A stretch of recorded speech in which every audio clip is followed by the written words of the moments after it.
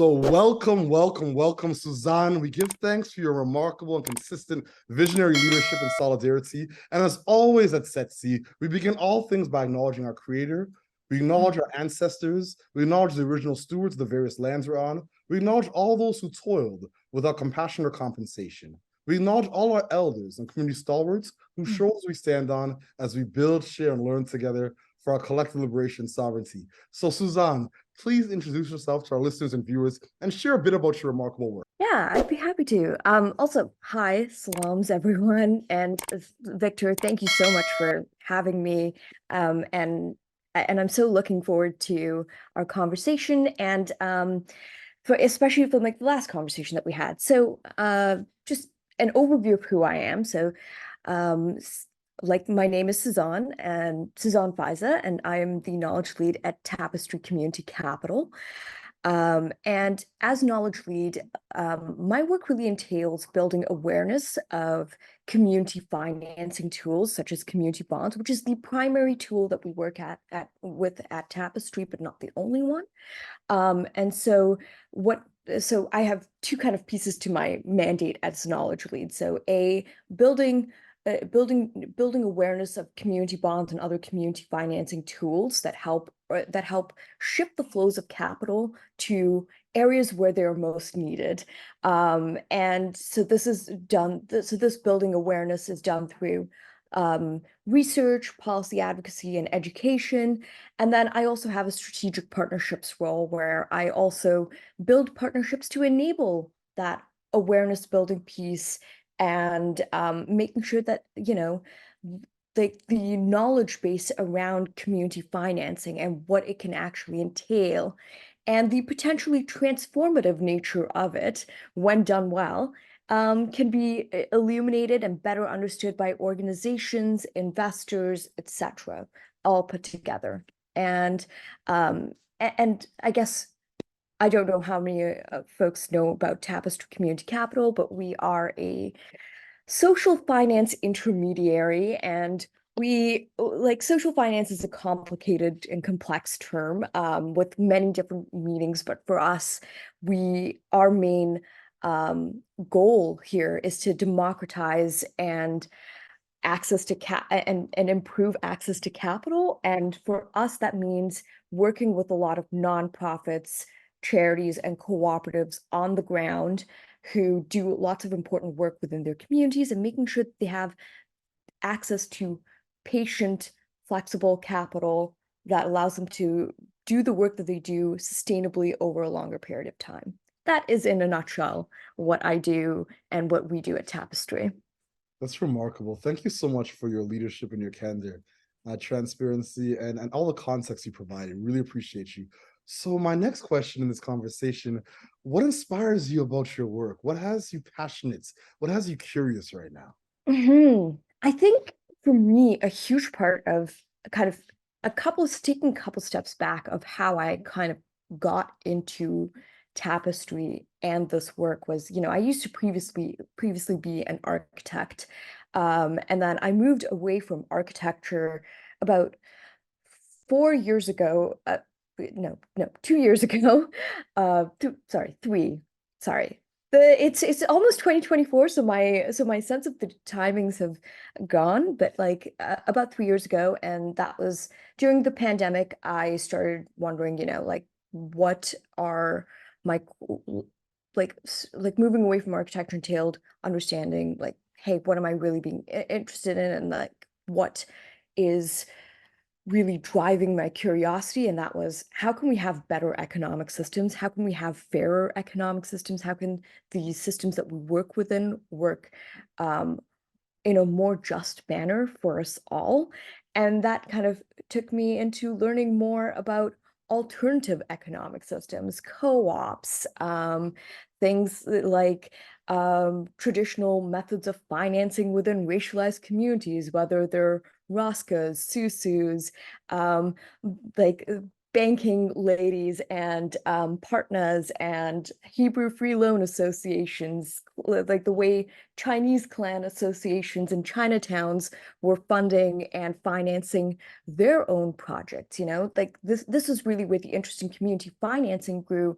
And then during the pandemic, I got into thinking about I was working with a mutual aid organization where we raised like $60,000 from community and then distributed it to low-income folks across the Lower Mainland. And so this was coming together with Vancouver.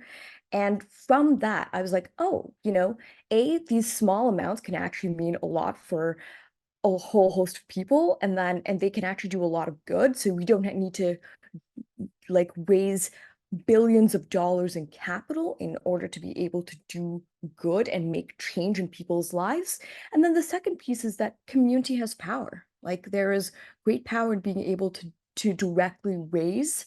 And then I kind of went to grad school at U of T with a master's of science and planning, which my good friend Chi was like, hey, I'm doing this program, you should come here. And because there's some things that are well aligned here that you could co-op program. And so what inspires me about Tapestry, to really get back to your question here, is the fact that there's a lot of focus on community empowerment, like community, the ability for communities and organizations that work within communities to see themselves as economic actors, like even the tool of a community bond. I remember before I took the job at Tapestry being like, wait, can I actually work in finance? Like this is still a debt instrument tool, etc. Like, how is this really tangibly different? Like I grew up within a faith like within a faith tradition that has some serious indictments of debt culture, and for good reason. Frankly, there's a lot of power and hierarchies of power that are embedded within the concept of debt. Who is worthy of debt? Where should investment really be placed? And what inspired me about the community bond model was it returned power into the hands of the people who were taking on the debt. They were the ones setting the terms. Those terms weren't dictated to them. They could co-create interest rates, which is a wild concept. Like, you're talking to your community and being like, look, this is also what we can afford. What is it that you can afford? Let's actually work together to create terms that work for both investors and issuers. And I think that's a beautiful process. It's not necessarily always a perfect process, because there is no such thing as perfection, but there is work that is being done within that process of even an investor consultation that we have our issuers do at Tapestry that is remarkable, because it changes the nature of power and who has power, and it shifts and it allows power shifts to take place.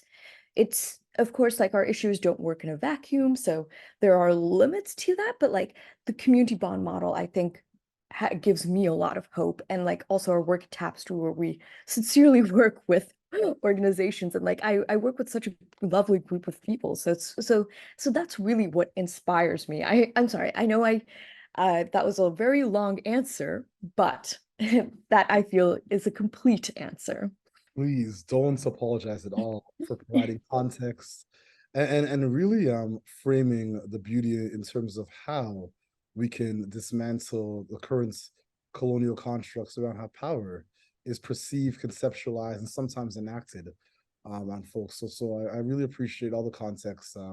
We really appreciate you. So please don't apologize. Thank you. Thank you. So my next question in this discussion, what challenges and barriers do you face in your work, and what are some of the approaches you and your colleagues are taking to tackle some of these barriers and challenges? That that is an interesting question. I think I think a big challenge that we still face is awareness and capacity. So,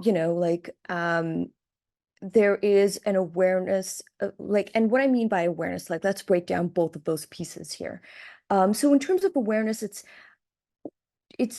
do organizations, because our our tools are not geared towards single entrepreneurs. It's organizations doing larger work within communities.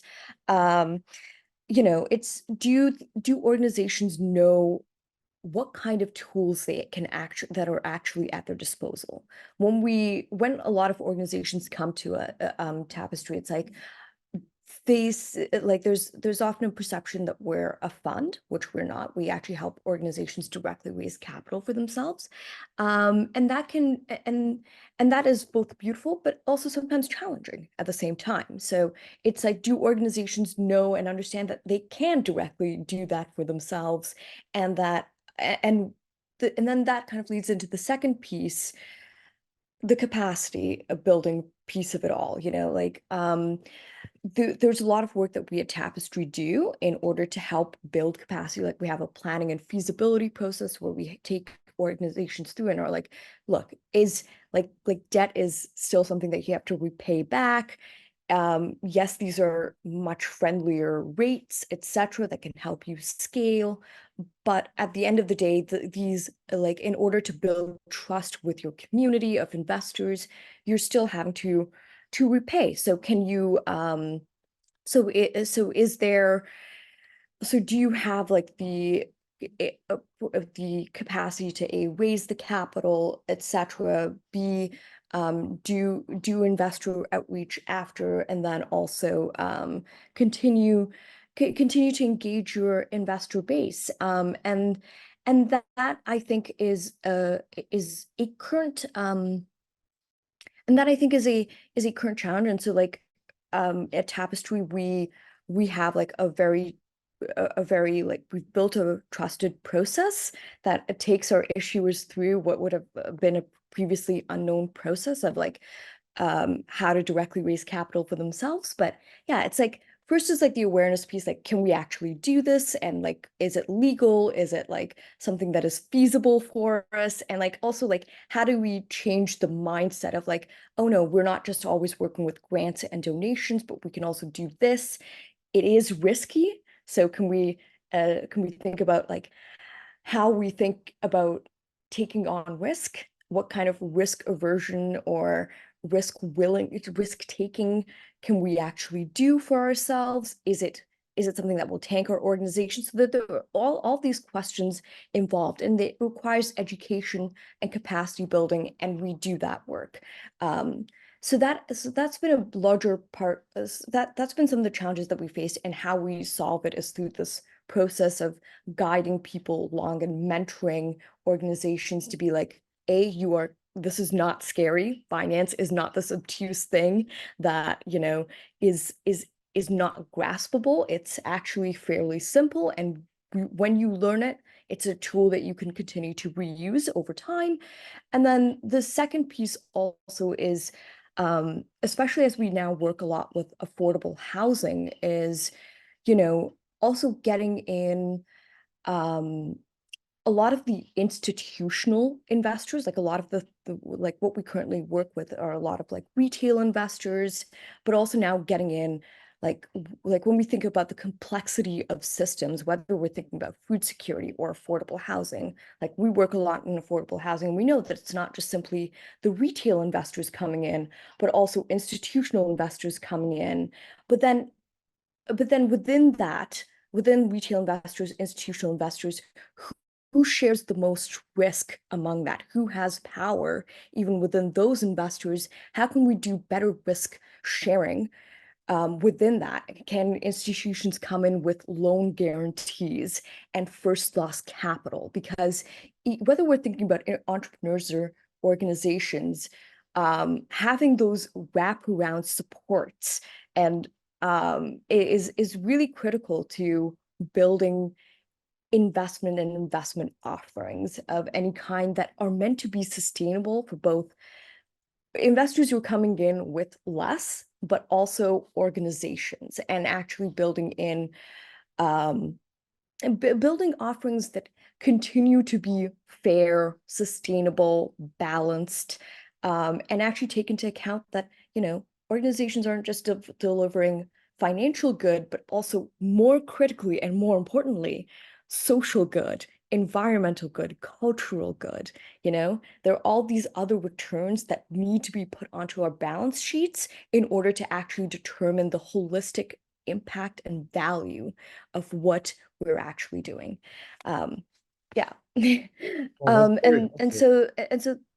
so that's part of it. And then I think one of the last um pieces that we also have is like as part of this risk sharing is also, how do we better change the larger landscape of policy around community financing tools? Like, can we have things, if we are going to talk about shared risk models, especially for like lower income folks who might want to invest in a community bond, but reasonably speaking, that investment might not go as far for them.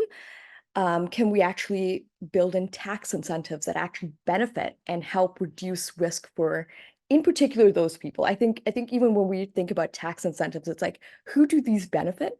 How do we make sure that we're actually providing tax incentives that help support those who are taking on a lot of risk and build better shared risk models there? So those are all the wide gamut of things that we're thinking about. Remarkably helpful and insightful. I really appreciate the context and your leadership. So, my next question is, how do you feel about the future of social finance in Canada? Are you optimistic? Are you pessimistic? Are there concerns? Mm. I think it I think that reaction tells you a lot. Um, I am I am cautiously optimistic, and I will see why I am giving that reservation. I think one of the things that so SVX and Future of Good had the Social Finance Forum, which I know you were at this past year, and in one of their opening um, plenaries and discussions was what is social finance? And even within that discussion of different leaders across the sector, we kind of got a good look at how the definition isn't set yet. What social finance entails a common is not necessarily always a commonly held definition. And so what that means for me personally is that there are tools within the social finance realm that reinforce the status quo, and then there are tools that are transformative. Um, and then there's a range of those in between because it's not a binary. There are like different tools. It's a spectrum, and different tools occupy different places within that spectrum of status quo transformative. And I think where we're currently at is we're, especially with the social finance fund and the first set of investments that BOAN realized and Cap Finance will be making is it will we'll see where these investments lie. We'll see who ends up who we'll see who ends up getting, and I want to be careful here, where investments will end up going to, who they will end up going to, and how transformative these things will end up being. It's unclear. I think there's a lot of like still I still feel like the social finance sector in Canada is still within its primordial soup stage. It's not fully baked. There's still a lot that can change and a lot of things that can be modified. How power will be shared within the sector is unclear to me. It's still a big question mark. I think there's some like really good and valuable I think there's some really good, valuable, and interesting folks working within the sector who give me hope. But I still think that there's a lot of like under under what am I trying to say? I think there's still pieces that are very much in flux. And that flux nature is both a reason for hope, but also a reason for caution. because it could go really either way. And there are ways in which, even with the various announcements around like the social finance fund, etc. Like I know some of the folks who work at Realize and Boan, and I'm like, okay, this is good. These are the people who get it. So like Wayne Miranda, Lars Bogold, like we've worked and talked with these folks many times, and I know that they know, and they're very well versed on what the system needs, and are well versed in like thinking about, hey, how do we actually get, I'm not sure where the heart came from, but yeah, well versed on understanding how this could be transformative and how it could not be. And they're also, and with the advisory committees, that's been really good. But yeah, it's still primordial flux. And so I am cautiously optimistic because I know that there are people with hope, and I like to believe in that hope is a feeling worth investing in. Absolutely. One of my colleagues, we spoke earlier today about optimism and dreaming in color. So definitely being cautiously optimistic. I really like that. And that's a shared sentiment, I think, with many. Thank you so much for your candor, leadership, vulnerability, as always. So my second last question, what is your Mhm. ultimate goal, and what does success look like and feel like to you and your colleagues? I think I think for me personally, like social finance a is to me a vital part of the puzzle, but my greatest interest, and I think love, has always been the social economy, alternative economic structures piece. And so to me, finance is a crucial piece of it, but it's not the only one. Our friends over at Buy Social Canada, for example, do an important bit of work around thinking about social procurement. My friends at Solid State Industries and other co-op developers are thinking through social enterprise really well. And these are all folks that I think, and I think they represent like the three kind of pieces that kind of need to come together in order to build a larger and better social economy, which is, access to proper capital that has a that takes a holistic sense of returns and value. That capital needs to go somewhere to enterprises that are doing the work on the ground, whether they're nonprofits, for profits, etc. It's the whole gamut, right? But then those enterprises also need proper marketplaces, and this is where procurement really comes in. And so it's when we marry that all together, and that I think we will actually have a social economy that isn't just a place where people who already have power and privilege can occupy space in, but it's a real place in which people can build lives, work, and can thrive. Like, it's not just a pipe dream, but a full-fledged reality.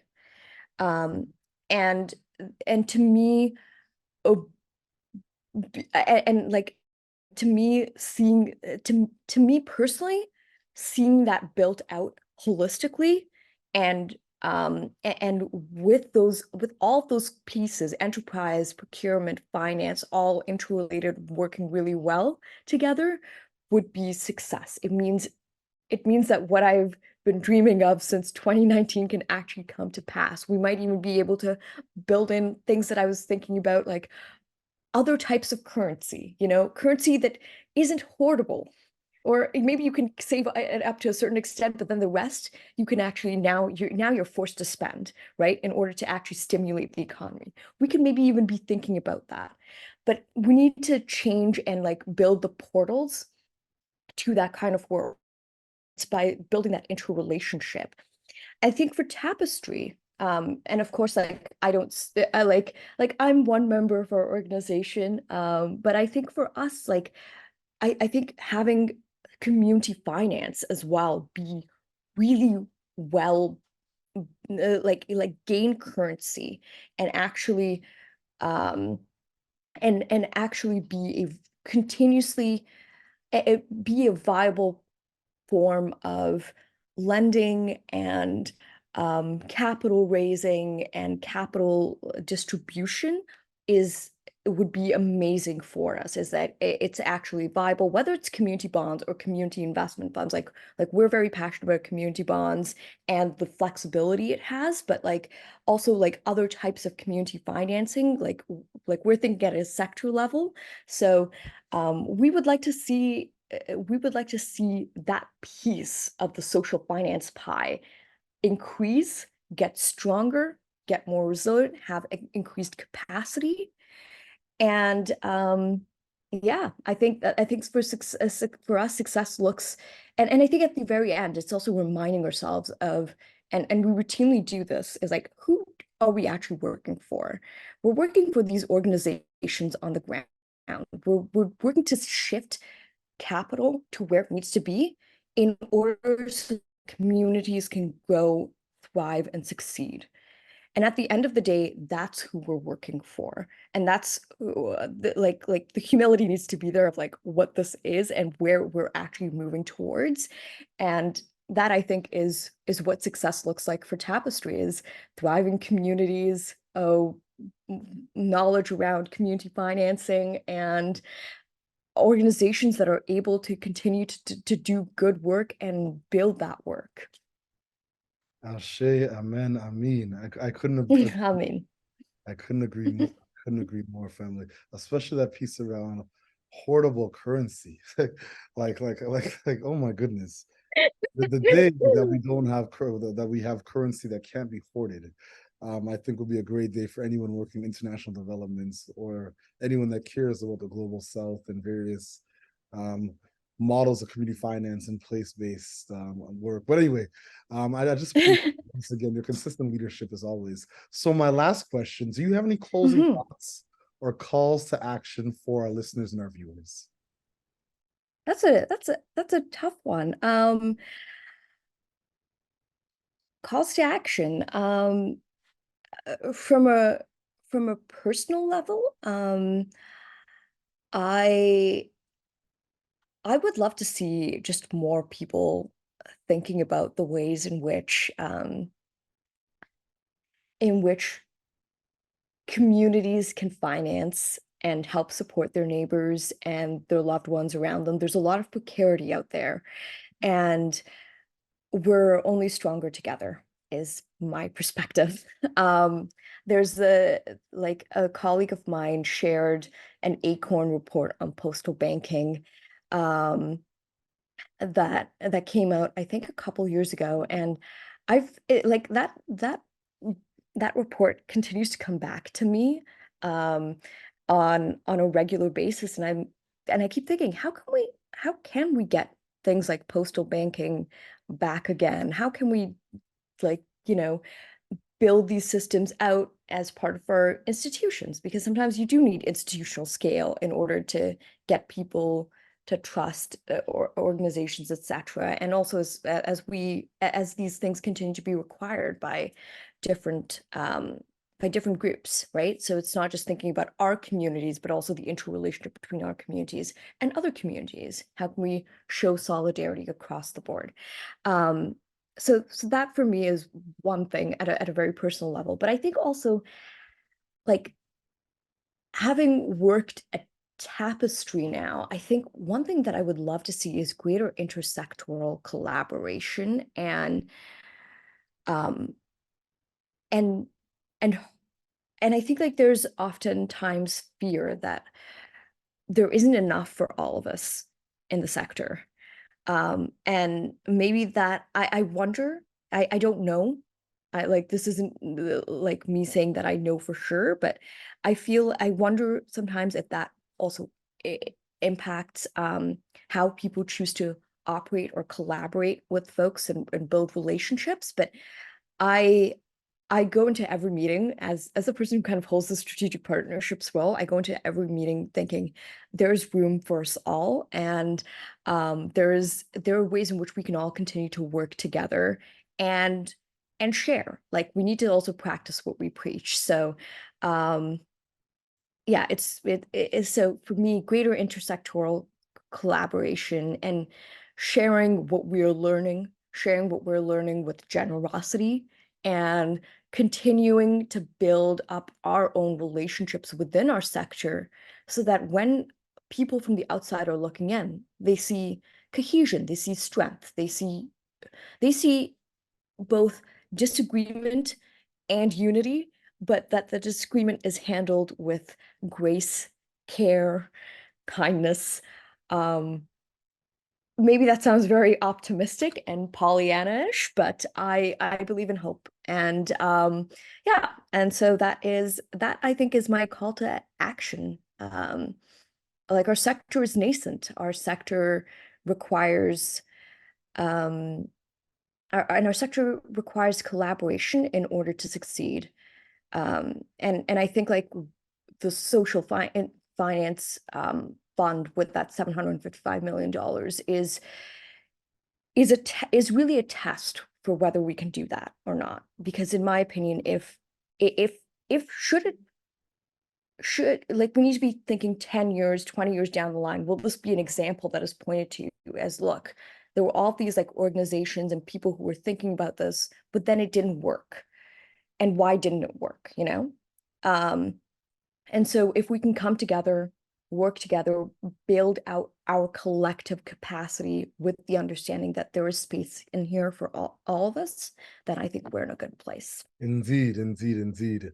Thank you so much, Suzanne, for everything, for all that you do for so many. And as always at Setsi, we begin the way we end the way we began, by giving thanks to our merciful, our gracious, compassionate creator, sustainer. Amen. Give thanks to our ancestors. We give thanks to the original stewards of the various lands we're on. We give thanks to all those who toiled without compassion or compensation, all those who did their work in humility and in quiets that we never know, all those unsung heroes and sheroes, all those who we will never be able to celebrate. We give thanks to our elders and community stalwarts, whose shoulders we stand on as we build, share, and learn together for our collective liberation and sovereignty. Thank you so much, Suzanne. We really appreciate you. Oh, my pleasure. Thank you for these lovely questions. It's a pleasure to actually think about them and also be able to answer them. So I'm very grateful to you, Victor. Indeed.